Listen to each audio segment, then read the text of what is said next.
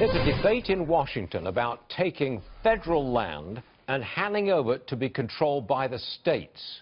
The gentleman on the right-hand side of the screen is Cameron Hanes. He's a professional bow hunter, and I want to know whether or not Cameron Hanes approves of taking federal land out of the hands of the feds and putting it under the control of the states.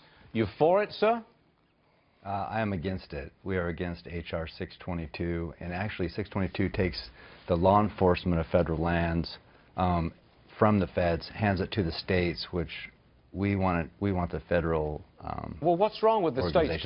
What's wrong with the states? Would you as a bow hunter be excluded from those lands if the states control it rather than the feds?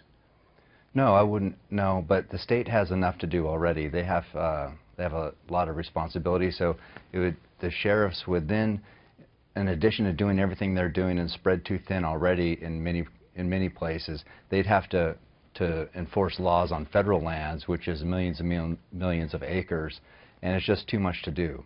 So you think it should stay with the feds because they've got the resources to police it and put the right people in the right place, is that right?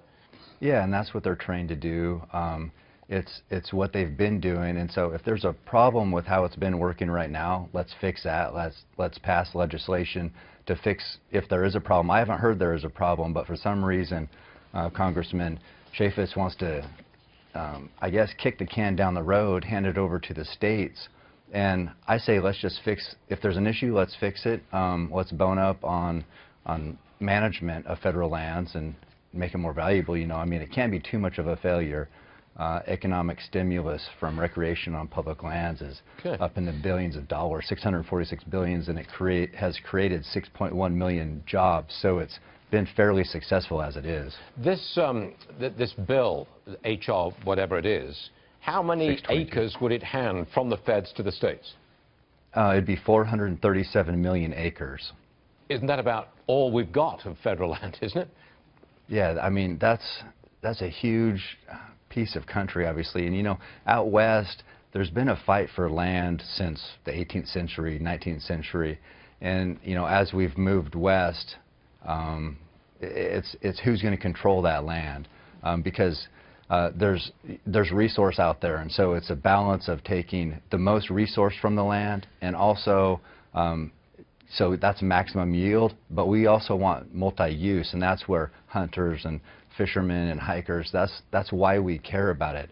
I mean, I wouldn't be sitting here today if it wasn't for the experiences I've had on public lands, and so I'm fighting to make sure future generations have that same opportunity. Okay. Cameron Hanes, I've never met a bow hunter before, but I just met you, and we appreciate you being on the show, and we do hope that federal lands continue to be used by sporting people like yourself. Cameron, thanks for joining us. Appreciate it. Oh, thank you, Stuart. Yes, sir.